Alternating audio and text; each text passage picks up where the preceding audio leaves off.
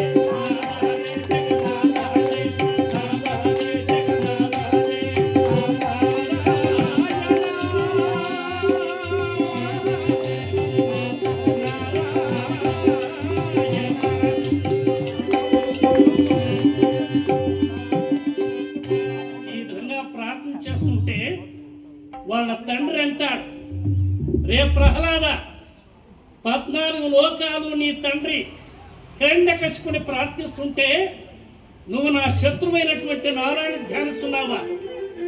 ఎక్కడున్నారు నా నీ నారాయణుడు? ఎందున్నారు నీ నారాయణుడు అన్నాడు. అప్పుడు ప్రహ్లాదుడు అంటాడు, నువ్వు అంటున్నావు ఎక్కడున్నాడని, నేను చెప్తున్నాను ఎక్కడ లేదు అని. కరడంభోది కరండు గాలి కరడాకాశంభునన్ కుంభినిం కరడగ్నిం దిశనం పగళ్ళు నిశనం ఖద్దోత చంద్రత్మలం కరడీసుండు కరండు తండ్రి వెదకంగా నేల ఈ ఆయడన్. ఇక్కడున్నాడు, అక్కడ లేదని వెతకల్లా, కాబట్టి ఎక్కడా ఉన్నాడు అన్నాడు. అయితే డింబక సర్వస్థలముల అంబోహరుడు అంటొచ్చు బలు సంభ్రమున పలికెదవు. ఈ స్తంభంబున చూపగలవే చక్రిని గిక్కిరిన్. నువ్వు చక్రి గిక్కిరి అంటున్నావే, ఈ స్తంభంలో ఉన్నాడు అన్నా. అప్పుడు అంటాడు ప్రహ్లాదుడు, ఇందుగలడందులేదని సందేహము వలదు. చక్రి సర్వోపగతుండు ఎందెందు వెతికి చూచినా చూచిన అందం దేగలడు దానవగ్రణి వింటే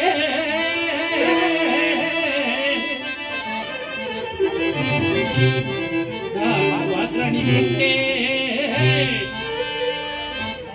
ఉన్నాడా? ఈ రాక్షసంలో ఉన్నాడా అన్నాడు. ఖండితంగా ఉన్నాడు. వెంటనే గదిలో మోపినాడు. రాక్షసంగం కథలైంది. అంటే చాలా మంది మా దాసులు ప్రశ్నేస్తారు, మీరు మొక్కమంటారు కదా దేవుళ్ళ ఉండేటటువంటి గుళ్ళ ఉండేటటువంటి దేవుళ్ళకు, ఆ దేవుళ్ళ రాతి బొమ్మలు కదా, రాతి బొమ్మలకు మొక్కితే మాకేమొస్తుందని చెప్పి చాలా మంది ఇప్పుడు తయారైనా. వాళ్ళకి ఆన్సర్ ఏమంటే, ప్రాణము లేనటువంటి రాతిలో కూడా భగవంతుడు ఉన్నాడు నిరూపించింది ఎవరంటే నరసింహస్వామి.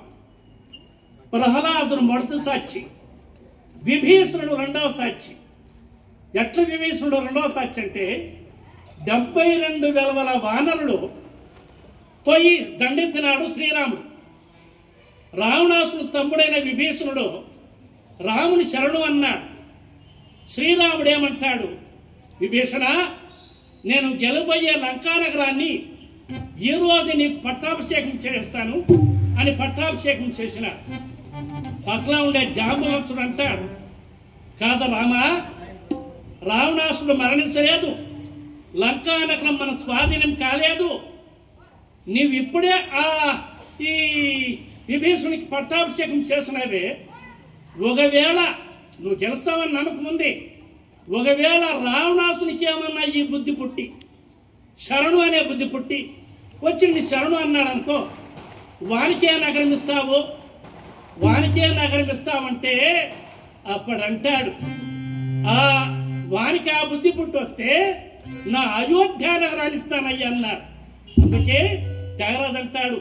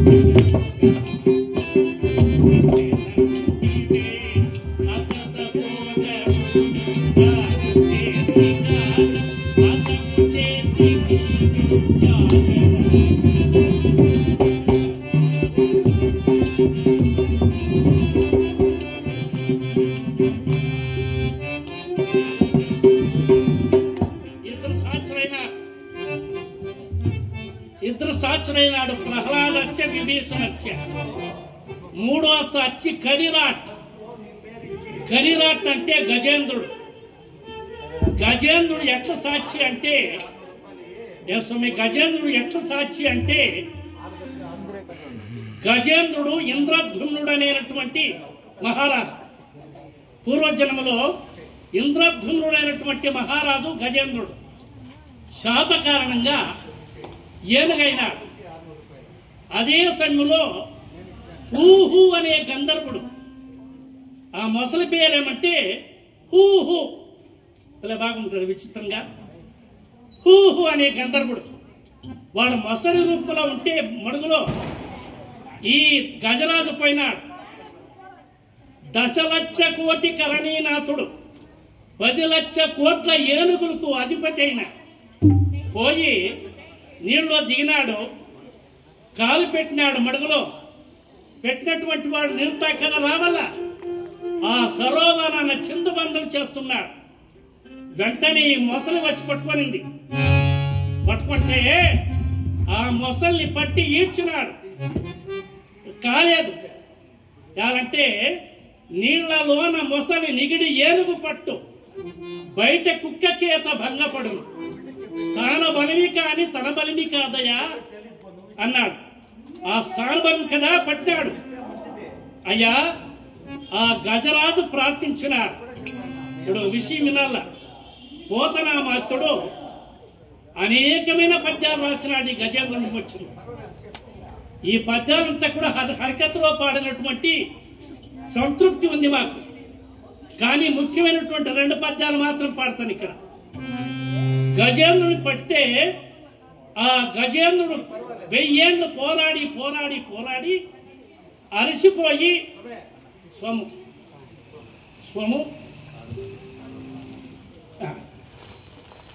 శ్రీతలు. ఎందుకు చెప్తున్నానంటే అయ్యా వినల్లా, నేను ఎందుకు చెప్తున్నానంటే సోము తల్లి అంటే అంత గౌరవం, చాలా గొప్ప పేరైనటువంటి వారు మా సోము. వాళ్ళు కూడా ఈ కార్యక్రమంలో తల్లి గారి పేరుట్లో సమర్పిస్తా ఉన్నారు సార్. పరమాత్మ వారికి ఆయురారోగ్యం. ఇక్కడ ఎవరు వచ్చేసిపోయినారు, ఆయన పేరు తెలియదు. ఎవరు సమయం? మునెమ్మ గారు, రత్నమ్మ గారి ఫ్రెండ్ కదా. రత్నమ్మ గారి యొక్క ఫ్రెండ్ వీళ్ళంతా కూడా ఇక్కడ కూర్చొనేది. మా రత్నమ్మ గారి యొక్క స్నేహితురాలైనటువంటి మునమ్మ గారు కూడా ఈ కార్యక్రమంలో ఆయమ్మ సమర్పిస్తా ఉన్నారు. పరమాత్మ వారికి ఆయురారోగ్య భాగ్యం ఇచ్చి మునమ్మ గారికి 100 బతికినాయమ్మ. అంటే 50 కాబట్టి 100 చెప్పిండు, నన్ను 100 ఇచ్చింటే 200 చెప్పిండు. పరమాత్మ వారికి ఆయురారోగ్యం సదా రచించి కాపాడుగాక. ఒకసారి గోవింద అంటాము. జై రమారమణ గోవిందో. ఇక్కడ కథాభాగానికి వస్తాము. అయ్యా, ఎప్పుడైతే గజేంద్రుడు 1000 ఏళ్ళు పోరాడినాడో శక్తి అంతా నశించిపోతుందో, ప్రతి మనిషికి ప్రతి జీవికి దేవుడు ఎప్పుడు జ్ఞాపకం వచ్చేదంటే తన శక్తి, తన ధనము, తన బలము, తన జనము అంతా కూడా తను విడినాడో దేవుడు జ్ఞాపకం వస్తాడు. అప్పుడు ప్రార్థిస్తా ఉన్నాడు గజేంద్రుడు. ఏమని? అయ్యా, లా ఒక్కింతయు లేదు, ధైర్యము విలోలంబయ్యే, కావులు తప్పెను శ్రమం వయ్యడం, కావులు తప్పెను మూర్ఛ వచ్చే. కృష్ణ, నీవే తప్ప ఈ తప్పరం పెరుగా మన్నింపతగు రాజే ఈశ్వర, కావవే వరద సంరక్షింపు భద్రత్న. అయ్యా, గిరిధర కరుణాకర.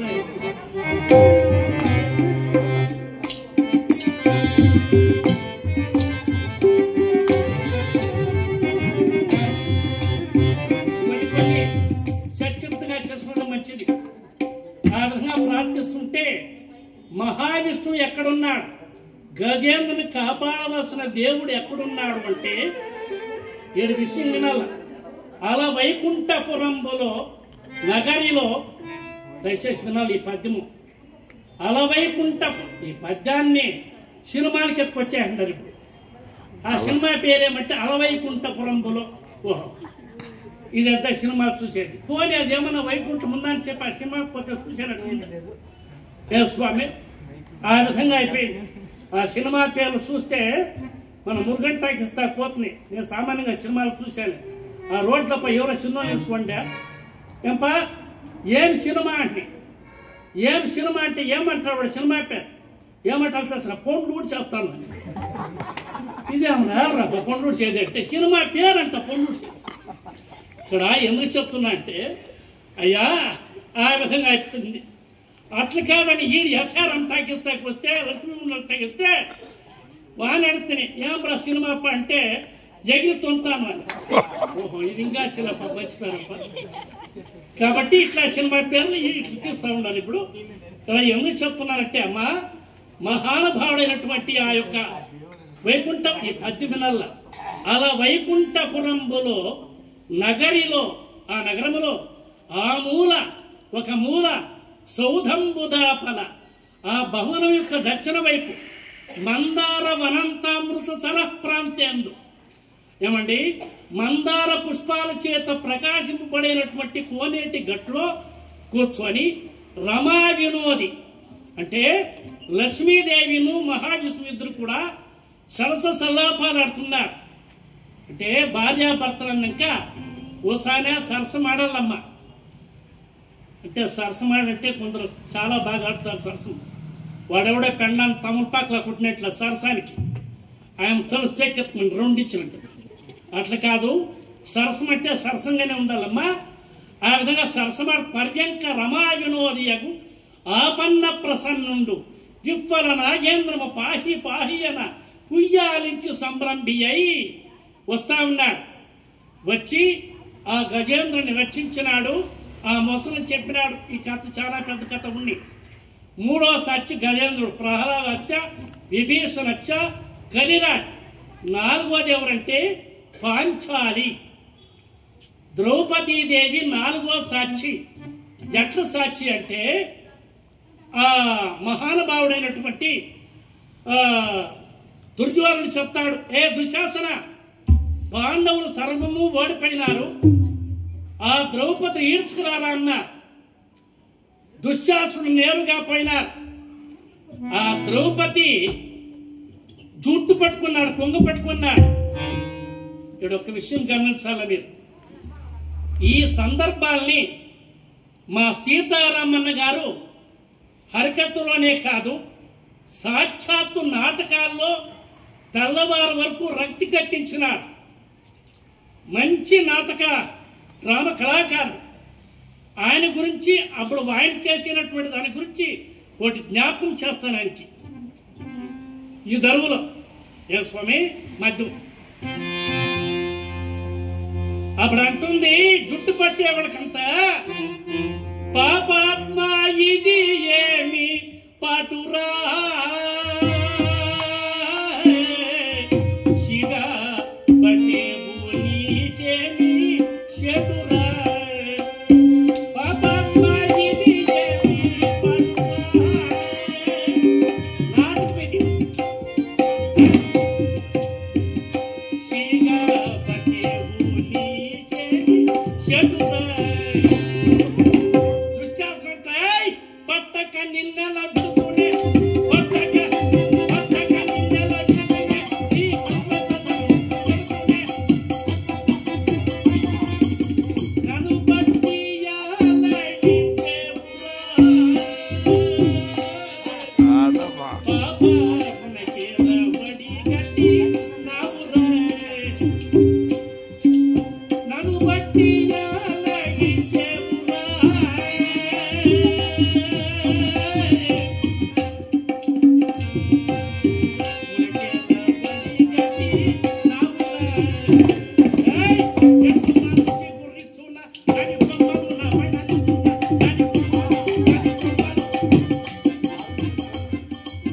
ఏమి సేతునయ్యా మాధవా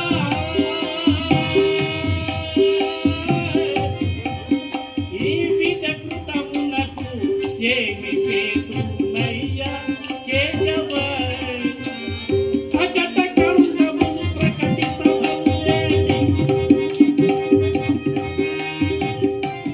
కదా. ఈ విధంగా ఈడ్చుకొచ్చిన నేను ఎందుకంటే మా అనిమగాని పిల్లవాళ్ళు కానీ కొత్తిండ్ల వాళ్ళు కానీ గంగుంది నాటక సమాజం అని మీ పేరు స్వామి కొంచెం గంగుంది నాటక సమాజం అన్న పేరు. వీళ్ళు గల్లీ నుంచి ఢిల్లీ వరకు నాటకం ఆడినారు. సీతారామన్న నేను చెప్పేది నిజమే కదా. ఇందిరాగాంధీ ఎదురుగా నాటకం వివిధ నాటకం ఆడినటువంటి మొనగాడు ఎవరంటే మా సీతారామన్. ఈ కొత్తింట్లో తీసుకుపోయి అక్కడ ఢిల్లీలో న్యూఢిల్లీలో వేయించిన ఆ నాటకాలు తెల్లవారే వరకు పొద్దు పుట్టే వరకు కన్నీళ్ళు కాస్తా ఉన్నారు. ఆ ద్రౌపది దరువులు పాడుతూ ఉంటే ఇప్పుడు ఆ కొత్తింట్లో ఆ అనుమగాని పిల్లలు పెద్దోళ్ళంతా పోయినారు. ఇప్పుడు ఊర్లో సురువైనారు నాటకాలకి. ఆ ఊర్లో ఆడే నాటకాలు ఏం సామాన్యం కాదు. మా ఊర్లో కూడా ద్రౌపది వస్త్రాభరణం నాటకము. ఇంకేం ద్రౌపది దేవి రావల్ల, దుశ్శాసన చీరలు ఊడ్చే సమయము, ద్రౌపది రావల్ల కర్ణిక ఈ పక్క ఏమొస్తుంది తెలిసిన, ద్రౌపది ఎట్ట వస్తుంది తెలిసిన, చూడీదారు వేసుకొస్తాం. అవసరం మన మా ఊర్లో చూడీదారు వేసుకొస్తాము. దుశ్శాసనం ఏం పెట్టేసి ఎందుకు చెప్తున్నానంటే నాటకాలు ఆ విధంగా అయిపోయింది. ఆ నాటకాలకి ఏమో అంగోలేపంగా మా ఊర్లో కూడా 10,000 తీసుకున్నావా 20 ఏళ్ళు నేర్పించినారు. ఈకుండా 21వ సంవత్సరం ఇద్దరు నాటకం వేసినారు. ఈ 10,000 తీసుకోవడం ఏం పార్ట్ అంటే భక్తి మహావిష్ణు పార్ట్. ఈ 10,000 ఇచ్చినది ఏం పార్ట్ అంటే భక్తుని పార్ట్. ప్రారంభమైంది ఈ మహావిష్ణు ప్రత్యక్షమైన భక్త నీకేమి కావాలి వరము అన్నాడు. నువ్వు తీసుకోండి 10,000 ఇచ్చిస్తావు. నువ్వు నాకేమి అక్కర్లేదు. ఎందుకు చెప్తున్నానంటే సామాన్యంగా నా కథకు వస్తే జనాలు నవ్వుతా ఉండాల. నాకు పేరుంది కేశవమూర్తి. ఆ ఊరికే పోయినా జనాలు నిద్రపోనిచ్చాడు, నవ్వుతూ కథ చేస్తాడని. నిజమే, ప్రపంచంలో ప్రతి మనిషికి నవ్వాలి స్వామి. సామాన్యంగా సూత్రం ఉంది, ఒకంత తినల్లా, రెండంతలు నీళ్ళు తాగల్లా, మూడంతలు పంచేయల్లా, నాలుగంతలు నవ్వల్లా. ఏం చేస్తామే? అన్నం ఒకంత తినల్లా, నీళ్లు ఇట్లా పని మూడంతలు చేయాల, నవ్వేది వలసిపోండి. ఇప్పుడు ఒక విషయం ఏమంటే నాకు ఒక గర్వకారణము, ఈ 3 స్టేట్లో ఉండేటువంటి భాగవతారులంతా కూడా నేను 20 ఏళ్లకు ముందు క్రియేట్ చేసినటువంటి కథలు చెప్తా ఉన్నారు. అది నిజంగా నాకు చాలా సంతోషదాయకమైనది. 20 ఏళ్లకు ముందు నేను ఏం కథలు చెప్పినానో ఇప్పుడు కథలంతా చెప్తున్నారు చాలా. ఎందుకంటే కన్నడములో గుర్రాజల నాయుడు, ఈ తెలుగులో కుప్పం నుంచి నేను పోవాల కర్ణాటక. ఎవరంటే వాళ్ళు నడిపించారంటే అంత గొప్పగా చెప్పించుకుంటున్నారు. కాబట్టి ఇక్కడ ఏం చెప్తున్నా అంటే, ద్రౌపది దేవి వచ్చింది, వచ్చి సభకి ఈడ్చుకొచ్చిన, అయ్యా ఇక్కడ వినండి, చీర కొంగొప్పటి ఈడ్చితే ఆ ద్రౌపది దేవి 2 చేతులు కత్రిమాత అడ్డం పెట్టి ప్రార్థిస్తుంది కృష్ణుని. ఏ విధంగా? ఆకృష్యమాణి వసనే ద్రౌపద్యాం చింతితో హరిహి గోవింద బాలకావాసిను కృష్ణ గోపీ జనప్రియ. అయ్యా కాపాడు స్వామి, నీకు తప్ప వేరే దిక్కు లేదు అంటుంది. గోవింద ద్వారకావాస కృష్ణ కాపాడు అంటే, అదే సమయాన్ని కృష్ణుడు ఎక్కడున్నాడమ్మా? ఎక్కడున్నాడంటే ద్వారకా నగరంలో కృష్ణ పరమాత్మ రుక్మిణీదేవి ఇద్దరు కూర్చొని సరస్సు సల్లాపాలాడుతున్నారు. ఈ ద్రౌపది ప్రార్థన విని కృష్ణుడు నవ్వినాడు. అడుగుతుంది రుక్మిణీదేవి, ఎందుకు స్వామి నవ్వుతా ఉన్నావు? అక్కడ దుశ్శాసనుడు ద్రౌపది చీరుడు వస్తా ఉన్నాడు, రక్షించు అని నన్ను ప్రార్థిస్తా ఉంది, అందుకే నవ్వుతా ఉన్నానన్నాడు. ఏం స్వామి, మీ చెల్లనటువంటి ద్రౌపదికి అవమానం జరుగుతుంటే నవ్వా? పోండి కాపాడండి. అప్పుడు నేరుగా అప్పుడు కృష్ణ పరమాత్మ అంటాడు, ఇప్పుడు నేను వెళ్ళవలసిందే, అదే ఇక్కడ వినాలా దేవుని ఎట్లా ప్రార్థించాలని, ఇక్కడ వినాలా, దయచేసి వినాలమ్మా. నేరుగా వచ్చినాడు కృష్ణ పరమాత్మ. ఏమని కన్నాడు, ఏమని ప్రార్థిస్తా ఉందాయమ్మా? అన్నయ్య కృష్ణ ద్వారకావాస రక్షించండి. ఒక అన్నగా పోల్సినదే, కాపాడాల్సినదే. కానీ ఏమంటుంది? అన్న అంటా ఉందే గాని ఒక దేవుడు అని మనసుకు రాలేదు కదా. అనే లోపల 2 చేతులు పట్టుకోండి అయినటువంటి ఆయమ్మ ఒక చేయి పైకెత్తి అంటుంది, కౌర్ణ వార్ణయ మగ్నం మా ముద్ధరస్వ జనార్దన కృష్ణ కృష్ణ మహాయోగిన్ విశ్వాత్మన్ విశ్వభావన. ఓ కృష్ణ, విశ్వము ఇముడు ఉండేటువంటి మహానుభావుడ, విశ్వాత్మక రాణిస్వామి కాపాడు అని చెప్పి ఏమంటుందంటే, కృష్ణ దేవా కృష్ణ కృష్ణ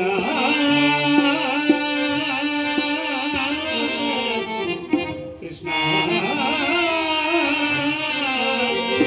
దేవా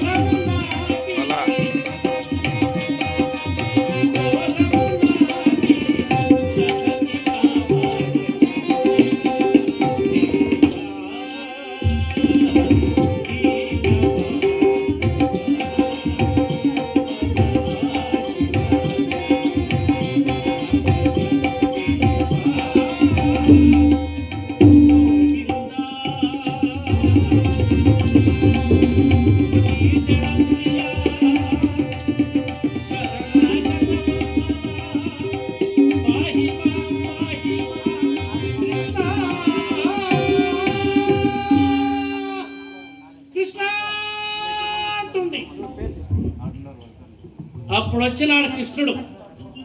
ప్రసన్నాం పాహి గోవింద కురుమధ్య అవసీతతి ఇత్తరస్మృత్య కృష్ణం సాహరిం త్రిభువనేశ్వరం యాజ్ఞసేని వచ శ్రుత్వా కృష్ణో గఫ్ఫరితో భవత్ త్యక్తాం శయ్యాసనాం లక్ష్మీం కృపాళు కృపయాభ్యగాత్. ఇది మూల భారతంలో ఉండేటటువంటి ద్రౌపది మాన సంరక్షణ యొక్క ఘట్టం. ఆ శ్రీకృష్ణ పరమాత్మ నేరుగా వచ్చినాడు. ప్రసన్నాం పాహి గోవింద కురుమధ్య వచ్చినాడు. అమ్మ ఇక్కడ ఒక విషయం వినాలి. ద్రౌపది చీరు ఊడుస్తా ఉన్నాడు దుశ్శాసనుడు. ఊడ్చి ఊడ్చి కుప్పలు వేసేసినాడు. అప్పుడు కృష్ణ పరమాత్మ అనుగ్రహించినటువంటి చీరలు లాగలేక దుశ్శాసుని కింద పడిపోయినాడు. పడిపోయిన తర్వాత యోచన చేసిన ఈ ద్రౌపది దుర్యోధన ఆడవాళ్ళు ఉన్నారే, దుర్యోధన భానుమతి వీళ్ళంతా చూసిన సాటి ఆడదానికి మానం పోతున్నానులే వీళ్ళకు. ఆహా, ఈ చీరలు ఎంత బాగుంది, ఎక్కడ పెట్టిండి ఈ ద్రౌపది చీరలంతా, భలే బాగుంది చీరల్ని, ఆ చీరలంతా మాకు కావాలో దానికి కత్తిరిసరండి అన్నారు. సేవకులపై చీరలంతా కూడా కత్తిరి తెచ్చుకొచ్చిన వీళ్ళు ఏం చేసినంటే ఉండే చీరలు విప్పేసి ఈ మాయా చీరలు కట్టుకున్నారు. కృష్ణ పరమాత్మ ఇచ్చే వరకు ఇచ్చినాడు. మళ్ళీ అట్లన్నా అంతే, మాయా చీరలు ఏమైంది. కాబట్టి ఒకరిని గండం మానం తీయాలనుకున్నాడు వాడు దుర్యోధనుడు. మానం పోయింది ఎవరికి? వాళ్ళ భార్యకి. కాబట్టి భారతంలో కానీ రామాయణము కానీ భాగవతంలో కానీ నేను రామాయణము భాగవతము భారతము అన్ని సాక్షులు వచ్చేనట్టు ఎందుకు చెప్పినానంటే, ఏ మహాభారతంలో కూడా ఏ భాగవతంలో ఏ రామాయణంలో కానీ మనకేం నేర్పిస్తుందంటే, వ్యాస మహర్షి ఒకే ఒక మాట చెప్పినారు. శ్లోక అర్థేన ప్రపంచామి ఎదుగుతాం గ్రంథకోటిమి. కోటి గ్రంథాల్లో ఉండే సారాన్ని ఒక అర్ధ శ్లోకంలో చెప్తున్నా. ఏమని? పరోపకారాయ పుణ్యాయ పాపాయ పరిపీడనం. పరోపకారం చేసే పుణ్యము, అపకారం చేసే పాపం. ఇక్కడ ఈ 4 సాక్షులతో ముగిస్తాము. ఎందుకంటే ఇంకా సాక్షులంతా వస్తే పొద్దుపడుతుంది. కాబట్టి మనం వేరే వడక అవకాశం ఇస్తాం. కాబట్టి ఒకసారి ఇక్కడ కథాభాగానికి ఒకసారి గోవింద అంటూ కార్యక్రమం వస్తాం. జై రమారమణ గోవిందో. ఇంత ఆలస్యమా ఇది నీకు పంతమా, ఎంత నివేడు చందు జనక మందమా ఇదియో ఆనందమా. దేశంబుల కరగినావో ఇందిరాదేవిను ఇందిరానియదో మహిపాలనము చేయమరగినావో. తిరుపమెత్తుటకై తిరుమలపై చేరి కాసులార్చన నిన్ను కదలనీదో. తెదరిన్న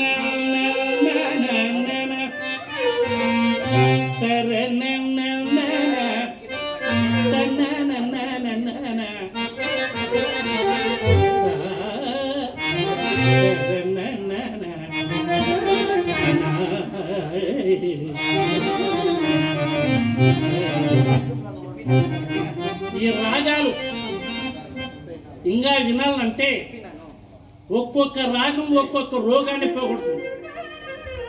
ఇది పేరు అభేరి అనేది, భీంప్రాస్ అనేది కడుపులో ఉండే పుండును తగ్గిస్తున్నట్ట. ఈ రాగం అల్సర్ కంట్రోల్ చేస్తున్నట్ట. అటువంటి రాగం ఇది. షుగర్ కంట్రోల్ కావాలంటే కలహర ప్రియ. అవును సార్, ఇది మ్యూజిక్ థెరపీ అంటారు దీన్ని. మా విశ్వనాథ్ గారు, శ్రీహరి గారు వాళ్ళు వాంచున్నారంటే రాగాలు నిజంగా కూడా షుగర్ కంట్రోల్ కావాల. అంత అద్భుతం. ఆ మహానుభావుడైనటువంటి సునికల వెంకటరాయప్ప గారు ఎన్ని వ్రతాలు నోచినో ముక్కన్నారో కానీ అద్భుతమైనటువంటి వాద్యాలు ఈ 3 స్టేట్లలో చాలా పేరైనటువంటి విశ్వనాథ్ గారికి, శ్రీహరి గారికి నిజంగా మా యొక్క ప్రత్యేక వందనాలు. ఇంకా తపలాపులి వస్తూ ఉన్నారు.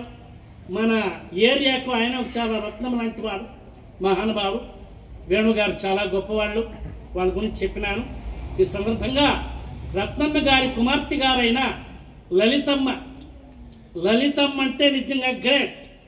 కారణం ఏమంటే చిన్నప్పటి నుంచి ఆమె తన కూతురుని తెచ్చిచ్చి మొదలుకొని తల్లి యొక్క సంపూర్ణమైనటువంటి ప్రేమను పొందిన తల్లి లలితమ్మ. తన జీవితాన్ని ఎట్లా తల్లి దగ్గర నేర్చుకునింది, ఆ ధైర్యాన్ని తల్లి దగ్గర నేర్చుకునింది. కష్టాలు వచ్చినప్పుడు ఎట్లా ఎదిరించి నిలవాలని. లలితమ్మ నిజంగా చాలా గొప్ప ఆడబిడ్డ. మాకంతా తిరుపతిలో టీటీడీలో పనిచేస్తున్న ఆయమ్మ, చాలా పేరు ప్రఖ్యాతలు గాంచింది. శ్రీనివాస్ గారి యొక్క భార్య గారు, వాళ్ళు కూడా ఈ కార్యక్రమంలో తల్లి గారు నేరుగా వైకుంఠానికి పోవాలని మా లలితమ్మ గారు కూడా 500 రూపాయలు కానుకగా సమర్పిస్తూ ఉన్నారు. పరమాత్ముడు వారికి ఆయురారోగ్య భాగ్యం నుంచి సదా రక్షించి కాపాడుగాక. లలితమ్మే గాను మమతం కూడా ఇస్తుంది చెక్. వాళ్ళు కూడా 500 రూపాయలు కానుక ఇస్తూ ఉన్నారు. పరమాత్ముడు వారికి జమునమ్మ గారి యొక్క భర్త గారైన రవి గారు, నిజంగా కూడా జమునమ్మ నిజంగా కూడా సినిమా యాక్టర్ జమున ఉన్నట్లే ఉండింది కూడా ఆయమ్మ. అంత అద్భుతమైనటువంటి సౌందర్య రాశి, చాలా పేరైంది. మాకంతా మమ్మల్ని చూస్తే తండ్రి, నిజంగా కూడా తండ్రి కంటే అభిమానం మమ్మల్ని చూస్తే. మా జమునమ్మకి కానీ, సుమిత్రమ్మకి కానీ, మా లలితమ్మకి కానీ, మమతమ్మకి కానీ అందరికి కూడా వాళ్ళు కూడా ఈ కార్యక్రమంలో వాళ్ళు 500 రూపాయలు కానుకగా సమర్పిస్తూ ఉన్నారు. మా రవి గారి యొక్క రెండో భార్య గారైనటువంటి శ్యామలమ్మ గారు ఎంత అభిమానంగా ఈ పొద్దు వచ్చినారండి. నిజంగా రవి గారికి నిజంగా ప్రత్యేక ధన్యవాదాలు. ముఖ్యంగా శ్యామలమ్మ గారికి ఇంకా ధన్యవాదాలు. కారణం ఏమంటే ఎవరో ఎక్కడో నాకేం పట్టిందని చెప్పి శ్యామలమ్మ మాట అనవచ్చు కదా, అనలేదు. ఆమె గొప్ప గుణానికి నిజంగా నేను చాలా సంతోషపడుతున్నాను. రవి, శ్యామలమ్మ వాళ్ళు కూడా ఈ కార్యక్రమంలో స్వర్గీయ రత్నమ్మ గారి పేరుట్లో వాళ్ళు 500 రూపాయలు కానుక సమర్పిస్తా ఉన్నారు. పరమాత్మ వారికి ఆయురారోగ్యం వచ్చుగాక.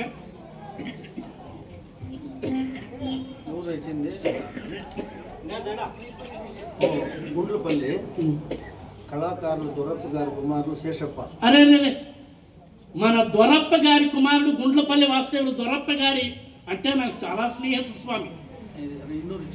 మన 200 రూపాయలు కానుక చేస్తూ ఉన్నారు. శేషప్ప దొరప్ప గారి కుమారుడు నాకు చాలా చాలా స్నేహితుడు, ఆప్తీయ మిత్రుడు దొరప్ప. యాలంటే కళాకారుల పెన్షన్ మొట్టమొదటిసారిగా పొందినవాడు ఆయనే కదా.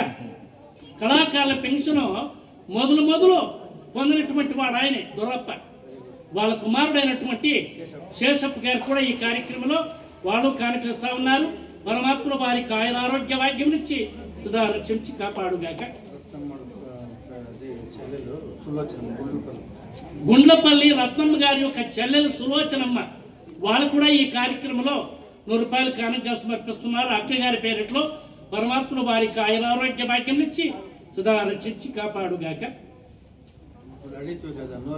అవును అవును.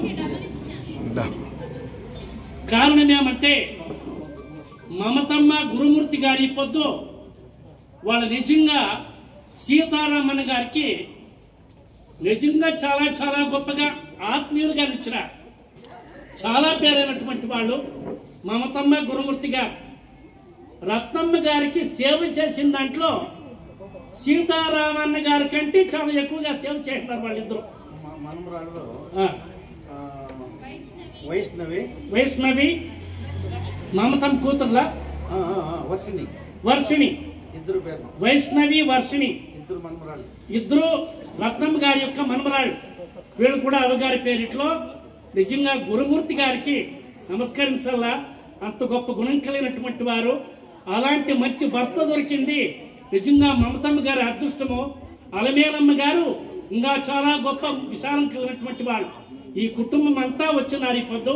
వారికి ఆ పరమాత్ముడు రత్నమ్మ ఆలోకం నుంచి ఆయురారోగ్య భాగ్యం సదా రక్షించి కాపాడుగా. మా చెల్లెలు రుక్మణమ్మ భర్త వేణుగోపాల్, మన రుక్మణమ్మ గారి భర్త గారు రుక్కం వచ్చింది రాలేదు, బయట దేశంలో.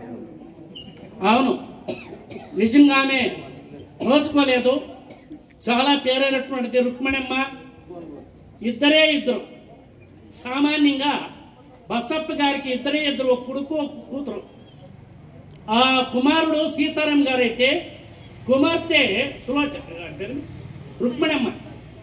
వాళ్ళు కూడా ఈ కార్యక్రమంలో రుక్మణమ్మ భర్త గారైన వేణుగోపాల్ గారు, ఆయన కుమారుడు లక్ష్మీపతి, వాళ్ళ కుమారుడు లక్ష్మీపతి గారు, కూతురు ప్రభావతి గారు.